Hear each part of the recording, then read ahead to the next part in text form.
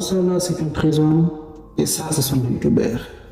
C'est comment là, si vous demandez il y a quel lien, parce que les gens qui le regardent sur l'internet ont l'air tous errés, d'aller bien, sachez que parfois ils font des choses qui ne sont vraiment pas nettes. Ils font des choses très graves qui les conduisent directement en prison.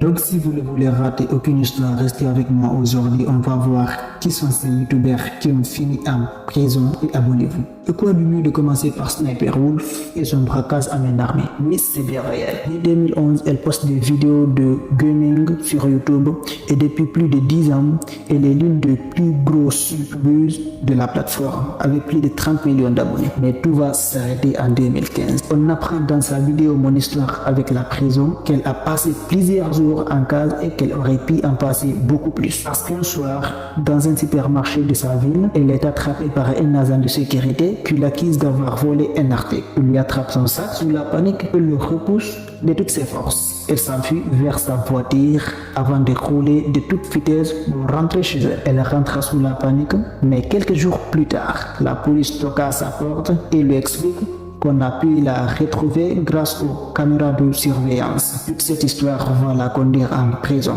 jusqu'à ce que l'homme arrive, mais c'est son avocat.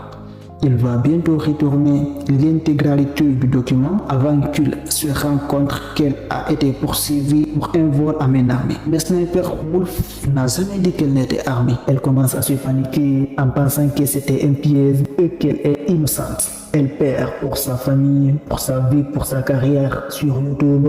Elle se demande est-ce que je vais sortir un jour d'ici et son avocat va commencer à se battre jour et nuit pour la faire libérer en prouvant qu'elle n'était pas du tout armée à cette heure-ci. Le juge est clément, l'affaire est classée au bout de 3 jours. Elle a eu beaucoup de chance parce qu'aux États-Unis, ce genre de procédure dure plusieurs jours.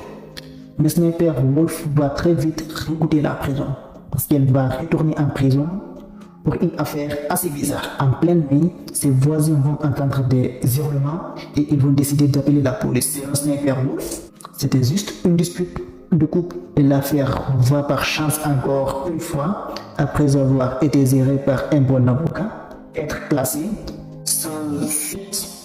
Mais là, l'enquête a duré un peu plus de temps. Vitaly, ça fait 13 ans qu'il fait des vidéos de live et attrape des prédateurs, c'était youtubeur. Il va réaliser le rêve des millions de gens, c'est d'escalader le pyramide de l'Égypte. Il va y arriver. Il va passer des heures à grimper et boum, il est au sommet. Et il va laisser ce message. Stop the war, help Australia. Let's raise money. I did this for a good cause. Spread awareness by these beautiful pyramids in Egypt. Egypt, I love you.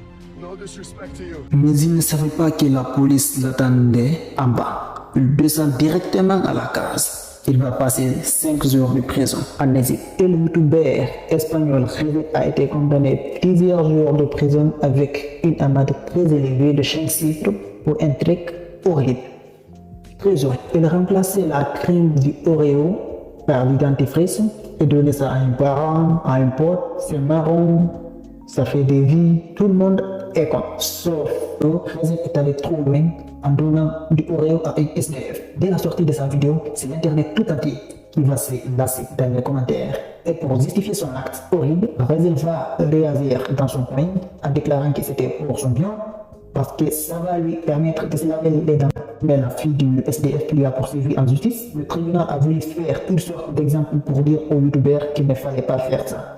Alors, pour faire ça, un exemple, le youtubeur a fait plusieurs mois de prison et surtout 20 000 € d'amende qu'il devait au SDF. Le réseau ne se relève plus de ce bagueule et sa chaîne n'est plus active depuis 3 ans.